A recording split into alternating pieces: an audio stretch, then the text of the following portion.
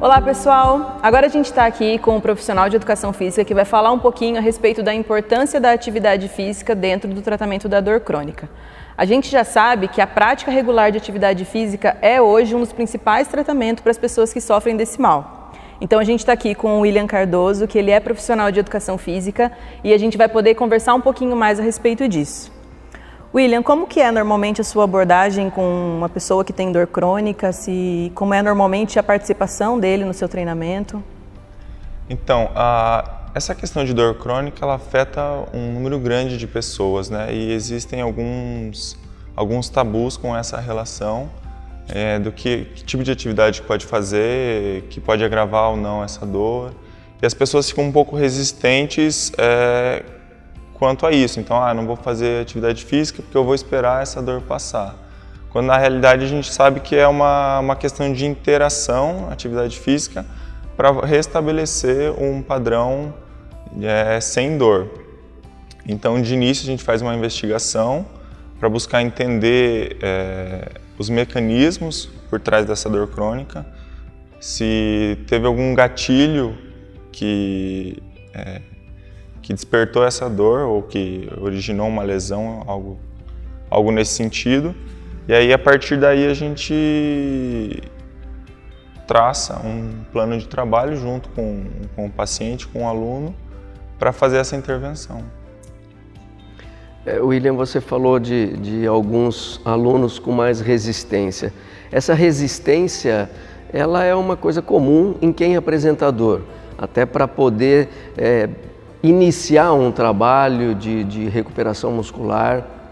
O que você pontua assim como sendo a maior dificuldade com esse aluno? Seria a frequência dele, a adesão dele ao seu planejamento, o entendimento dele com relação a todos os pontos que você vai analisar e pontuar junto com ele?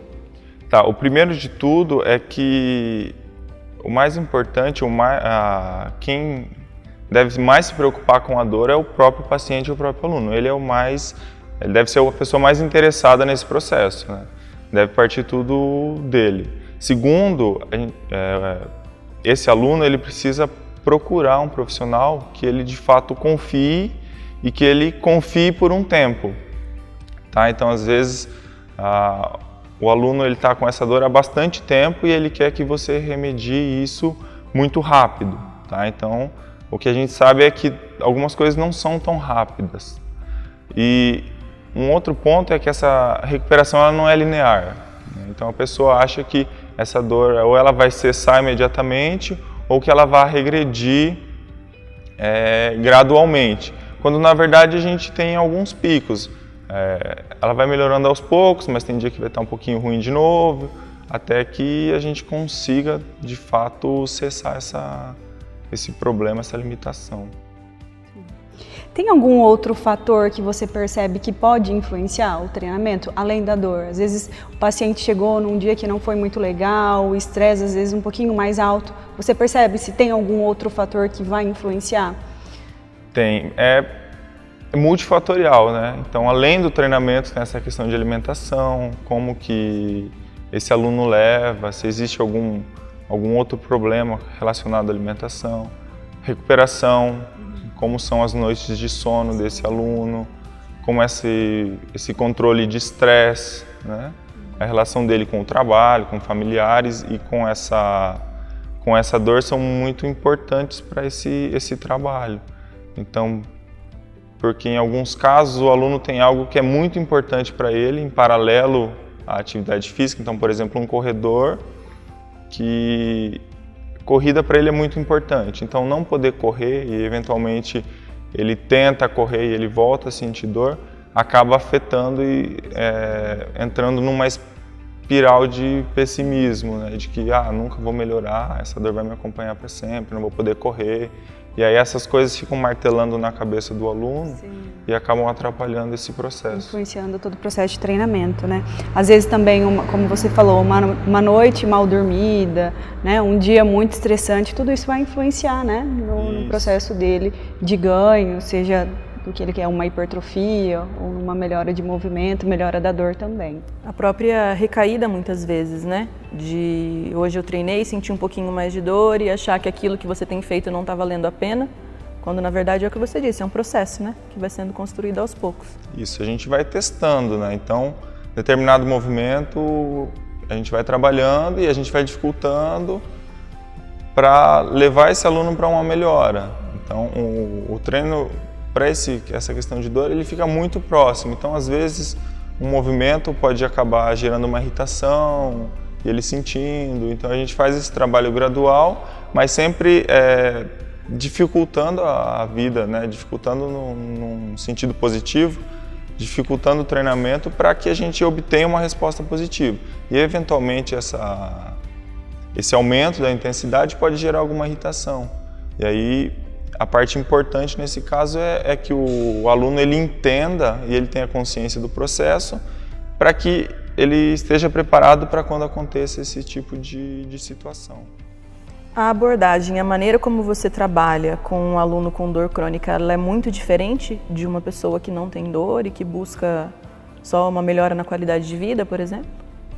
Na verdade, eu tenho um pouco mais de cuidado para explicar essa questão da dor e essas relações dos porquês de cada exercício, cada atividade, mas no meu ponto de vista não deve ser muito diferente. Então a gente tem alguns cuidados, a gente questiona muito sobre se está sentindo dor ou não durante as execuções, mas é bem similar com um cliente normal. E geralmente você tem essa abordagem multiprofissional com esse paciente que apresenta uma dor crônica ou que ele tem uma patologia que seja considerada mais, por exemplo, uma fibromialgia, que já tem todo esse processo de dor crônica. Geralmente vocês fazem essa abordagem multiprofissional? Sim, a gente encontra vários tipos de alunos, de clientes com dor. Alguns não são necessários essa abordagem multiprofissional porque a gente acaba conseguindo resolver sozinho. Mas em alguns casos a gente precisa e é de grande valia essa inter-relação com outros profissionais para poder escolher o que é melhor para o paciente. Então, eventualmente o aluno está comigo e a gente indica que ele procure um médico ou procure um fisioterapeuta, um profissional que possa ajudá-lo, ou mesmo vem algum aluno indicado por algum outro profissional e a gente faz essa troca de conhecimento e de informações sobre o paciente para que a gente consiga fechar todo esse quadro e essa forma, esse plano de intervenção, para que a gente consiga um resultado melhor e com um prazo menor. Porque um dos problemas, e quem tem dor, já teve dor, verifica muito que é o resultado rápido, né?